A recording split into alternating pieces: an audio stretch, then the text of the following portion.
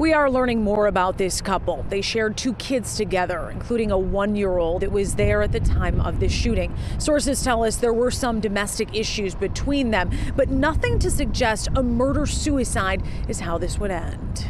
They swore to protect and serve. They carried guns to keep us safe. But in a quiet condo in Livonia, Michigan, those same tools meant to protect the public became weapons of destruction. 22-year-old officer Maria Martin, multiple gunshot wounds. 26-year-old officer Matthew Ethington II, a single bullet to the head. Their 1-year-old baby boy, alone in the next room. Police called it a simple case. Another tragic murder-suicide. Another cop who couldn't handle rejection. Another young woman who paid the ultimate price for trying to leave. But what if they got it all wrong? What drives someone to kill the person they once loved? And what happens when the person investigating the crime is just like the person who committed it? If you're watching this video right now, take a moment to hit that subscribe button and turn on notifications. At True Crime Journal, we don't just tell stories, we dig deeper for the truths others miss. Your subscription helps us shine light on cases that deserve a second look. Now let's uncover what really happened to Maria and Matthew. Maria Martin wasn't supposed to become a headline. Growing up in Detroit, Maria had dreams like any other kid, until tragedy struck her family. When she was just 14, her father became the victim of a brutal home invasion that left him paralyzed for life. Watching her once strong father confined to a wheelchair changed something in Maria. "I want to protect people," she told her mother, Tracy. "I don't want other families to go through what we did." At just 19, Maria joined the Detroit Police Department, one of their youngest recruits ever. Despite her age, she quickly proved herself, earning praise from supervisors and respect from older officers. She patrolled some of Detroit's toughest neighborhoods in the 12th Precinct, all while raising a young son from a previous relationship. It was at the academy where Maria met fellow officer Matthew Ethington II. At 26, Matthew had served 4 years with the department, working in the 9th Precinct. Colleagues described him as quiet but reliable, with a clean service record and a reputation for staying calm under pressure. Their relationship moved quickly. Within a year, they were living together in Matthew's condo in Livonia, a suburb about 20 minutes from Detroit. They welcomed a baby boy, Matthew Charles Ethington III. On social media, they looked like the perfect cop couple. Proud photos in uniform, family gatherings, their son's first birthday party, 2 young officers building a life together while serving their community. These were 2 young people who embodied what we seek in officers. Detroit Police Chief James White would later say at a press conference. Dedicated, hardworking, and committed to making Detroit safer. In the months before the tragedy, friends noticed changes. Maria had spoken to her mother and several close colleagues about wanting to break up with Matthew. Messages from her phone revealed she had started apartment hunting and had told him she needed her independence. What nobody fully understood was just how dangerous this decision would become. As police officers, both Maria and Matthew were trained to spot danger, to notice when something wasn't right, to respond to threats. But sometimes the hardest threats to see are the ones in our own homes. What few people knew was that Maria had recently begun keeping notes in her phone about Matthew's behavior. She confided in her mother about his increasing jealousy and control. She'd started taking safety measures, changing her routines, being vague about her plans, leaving her service weapon in her locker at work instead of bringing it home. These are the classic signs someone feels unsafe, but isn't ready to admit how bad things have gotten. 3 weeks before their deaths, Maria finally told Matthew it was over. She'd secured a new apartment, arranged childcare, and planned her exit. All steps that domestic violence experts recommend. What she couldn't have known was how quickly the situation would turn deadly. The period immediately after a breakup represents the highest risk time, explains Dr. Kenneth Wolf, a forensic psychologist who specializes in law enforcement psychology. When someone with control issues loses that control, their thinking often shifts to, "If I can't have her, no one can." This mindset becomes especially dangerous when combined with access to weapons and tactical training, exactly what police officers have. Text messages recovered from Maria's phone show a disturbing pattern in the days after she told Matthew she was leaving. His messages went from begging her to stay to making threats. "You're not taking my son, and you'll regret this decision." Friends reported that Maria had begun taking more precautions, varying her routes home, checking in with family regularly, and expressing worries about Matthew's increasingly unpredictable behavior. Department records show neither Maria nor Matthew had used the psychological services available to them. Their colleagues reported no awareness of relationship troubles, though Maria's mother would later reveal her daughter had become increasingly afraid of Matthew's behavior in the weeks before her death. The warning signs in hindsight seem obvious. Maria had recently changed the password on her phone. She'd begun leaving her service weapon in her locker rather than bringing it home. She'd asked a colleague about restraining order procedures. Hypothetically, she'd said, each action was a small red flag that, when viewed together, painted a clear picture of someone in danger. For officers trained to detect threats, the inability to recognize these patterns in their own relationships represents a tragic blind spot. The very qualities that make good police officers, hypervigilance, tactical thinking, decisive action, can become deadly liabilities when relationships fall apart. The case raises uncomfortable questions. Are police departments doing enough to address domestic violence within their ranks? Do officers have genuine access to confidential help? And most importantly, could Maria Martin's death have been prevented if different systems had been in place? Before I continue with what happened that fateful day, take a moment to hit the like button if you think police departments should do more to help officers in troubled relationships. Your engagement helps spread awareness about these critical issues. February 19, 2023 began as an ordinary Sunday for Maria Martin and Matthew Ethington. It would be their last day alive.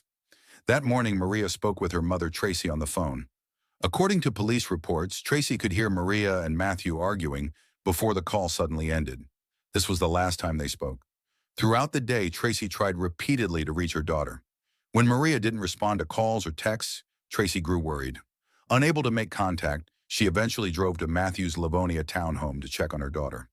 When she arrived at the residence on Farmington Road, Tracy flagged down a Livonia police officer.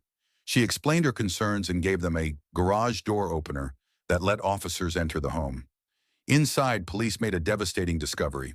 Maria Martin lay dead in the living room with multiple gunshot wounds.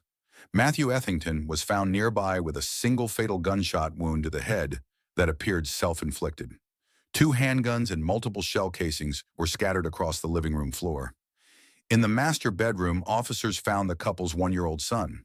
The child was unharmed physically, but distressed, wearing a heavily soiled diaper. He had been alone with his parents' bodies for hours. The baby appeared to be uninjured and was walking around near the foot of the bed, the responding officer wrote in his report. The child was immediately taken away from the scene and placed with family members. News of the deaths shocked the Detroit Police Department. Officers gathered outside the condo complex, forming an impromptu vigil. Many came directly from their shifts, still in uniform. Detroit Police Chief James White arrived at the scene and addressed the media. "Today is a sad day for our department," he said, his voice heavy with emotion. "A senseless tragedy. We're going to find out exactly what happened as the investigation unfolds." The department activated its peer support team and made counselors available at both precincts where Matthew and Maria had worked. Black bands appeared across badges throughout the department as officers mourned their fallen colleagues. For investigators, the scene initially appeared to be a clear-cut case of domestic violence ending in murder-suicide. The evidence suggested that Ethington had shot Martin multiple times before turning the gun on himself. But as the investigation continued, questions would emerge about what truly happened in those final moments. Questions that would lead one family to challenge the official story. The official investigation moved with surprising speed. Within just 72 hours, Livonia Police Department had classified the case as a murder-suicide. They concluded that Ethington, unable to accept the end of their relationship, had shot Martin multiple times before turning his service weapon on himself. All evidence points to a domestic situation that escalated to violence. Livonia Police Captain Robert Nangiarini told reporters at a press conference, "Text messages recovered from both phones showed increasing arguments following Maria's decision to end the relationship. The department cited jealousy as the main motive. Investigators found messages on Ethington's phone suggesting he believed Martin was seeing someone else, a fellow officer from her precinct. Friends later confirmed Maria had begun spending time with this colleague, though only after telling Ethington their relationship was over. Case closed. Another tragic statistic in the grim tally of domestic violence deaths. Another example of the deadly risk that comes when trying to leave a controlling partner. Except one person refused to accept this explanation. Matthew's mother, Donna Williams. "My son was not violent, he was not possessive," Williams insisted in an interview with local media. "This story they're telling doesn't match the Matthew I knew." Her doubts led her to take an extraordinary step, commissioning an independent autopsy of her son's body before burial. The results raised troubling questions. The independent pathologist noted inconsistencies with the official report, particularly regarding the angle of the gunshot wound and gunshot residue patterns. "The trajectory of the bullet is not consistent with typical self-inflicted wounds," the report stated, "and the distribution of gunshot residue suggests the weapon was fired from a distance greater than arm's length." Williams also pointed to other details that didn't match the murder-suicide theory. Matthew's phone contained no threatening messages toward Maria. His browser history showed searches for engagement rings, not weapons. And perhaps most puzzling, why would he kill himself in a way that left his son alone with two dead bodies? Despite these questions, the Livonia Police Department closed the case in April 2023, with the Wayne County Medical Examiner supporting the murder-suicide finding. Department spokesperson Jennifer Walling stated, "We conducted a thorough investigation and stand by our conclusions. This case, while tragic, is not ambiguous." For the Detroit Police Department, the official narrative provided closure, a terrible event with a clear explanation. Officers could mourn their colleagues and move forward, but for two families, the story was far from over. Maria's mother accepted the findings, focusing on raising her grandsons and establishing a foundation for officers experiencing domestic violence. Meanwhile, Matthew's family pursued a different path, filing FOIA requests for case files and evidence. "Something happened in that apartment that doesn't match the official story," Williams insists. Her persistence has gained traction. Retired detectives volunteering to review the case, a true crime podcast featuring the inconsistencies, and a forensic specialist offering independent analysis. At the 12th precinct, Maria's locker remains untouched, her uniform still hanging inside, badge number 2217 now retired. "She was exceptional," recalls Sergeant Wilkins, "the kind of officer who genuinely wanted to make a difference." Maria's legacy lives on through her sons, now raised by her mother Tracy. The older boy wears a toy police badge, telling people his mommy was a hero. "I tell them every day how brave their mother was," Tracy says, "not just as an officer, but as a woman who tried to protect herself and her children." The Detroit Police Department has implemented changes, including enhanced psychological support and domestic violence awareness training. Chief White acknowledges the need for culture shift. "We're trained to run toward danger, but that mindset can make it nearly impossible to admit when we're in crisis ourselves." The true measure of Maria's impact may not be in how she died, but in how her story might save others. If one officer seeks help because of her, if one department improves support systems, if one family recognizes warning signs before tragedy strikes. If this story impacted you, please like and subscribe to True Crime Journal. What do you think could have prevented this tragedy? Do you believe the official story, or is there more to uncover? Share your thoughts in the comments.